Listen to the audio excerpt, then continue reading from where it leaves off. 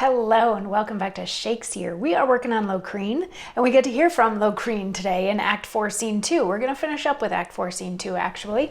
And this scene started off with Locrine and his crew being very proud of the fact that they seem to be winning this war at the moment. They won the last battle. They're like, yes, we are going to treat any other potential invaders as harshly as we treated the Scythians. You know, we're the best, rah, rah, rah, all that. And then two soldiers bring in Estrald, who yesterday had a very long woe is me speech about how horrible it is to be captured and still alive and at the mercy of her enemies as opposed to being killed on the battlefield. She envies all of her friends who were killed because they don't have to deal with the stuff that she is now going to have to deal with. And after she had said that, Locrine turned to Crinius and he's like, isn't that the Scythian queen? And oh my, isn't she good looking? And Crinius is like, well, she's kind of sad. Like, doesn't she have the right to be sad right now with all the stuff that's going on?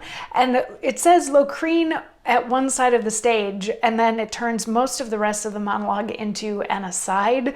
So whether or not this entire thing is said just to himself or the first line is overheard, I guess would be a staging choice. But anyway, he says, mostly to himself anyway, if she have cause to weep for Humber's death and shed salt tears for her overthrow, Locrine may well bewail his proper grief.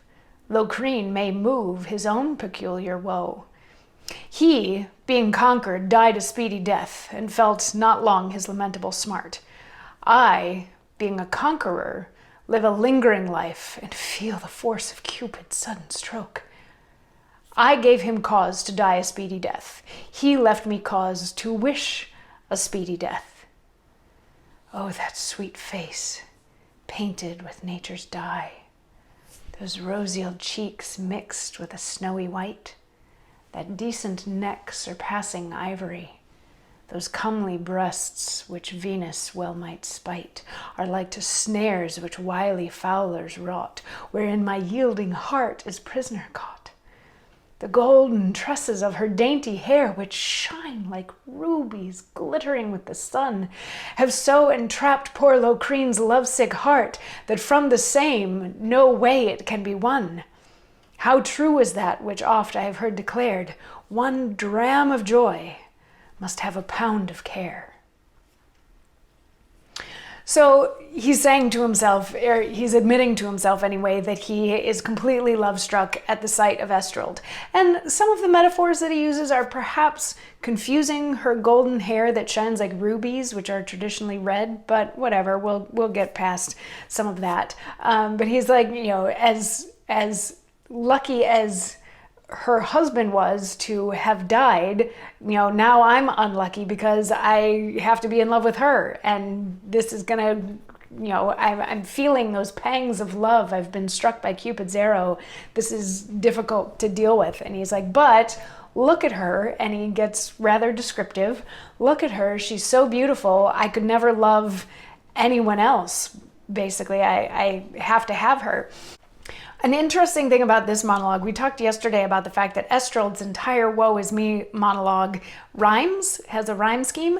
This one develops a rhyme scheme that's fairly irregular, and starts about halfway through the monologue, which is also interesting. There's two lines that end in speedy death, and then we've got a white rhymed with spite and wrought and caught and sun and won, but it's not a perfect A-B-A-B rhyme scheme. It's like an A-B-A-C-D-D type rhyme scheme that happens for the second half of the poem, which I think is an interesting follow-up to, you know, if hers is supposed to be an indication of levity, or this shouldn't be taken as seriously as maybe it would, or maybe it's just a tradition for romantic stuff to rhyme. It's interesting that it develops halfway through with him and that it is not as regular with him as it was with her speech. So anyway, after he has shared his thoughts on how beautiful she is, the two soldiers have a quick moment where they're like, I found her first. No, I found her first. And Locrine's like, shut up, and both of you are being taken to jail for creating a ruckus. You can sort out your stuff in there. And then he turns to Estreld and he's like, so you want to be my queen? And she's like, but you're my captor. That's kind of weird and not really what I was going for. And he's like, but I can protect you if you're my queen. And she's like, well, yeah, but you kind of killed my husband, which makes me less inclined to want to marry you. And he's like, but that's just a casualty of war. That's just what happens in war. And she's like, oh, okay, I guess. And she eventually agrees that yes, she'll marry him. It's sort of like she doesn't, her little speech, it's like 6 lines wherein she says that yes, she will agree to marry him. It's not particularly joyful. It sort of feels like, well, if this is the thing that I have to do, then I guess I'll do it. I'll go ahead and marry you. And he's like, great. At which point Corineus steps in, because remember, Corineus is Gwendolyn's dad. And he's like, excuse me, my daughter, Gwendolyn, don't you remember? You're supposed to be with her, and like all the things that I did for you and your dad, you're now gonna just like not marry Gwendolyn?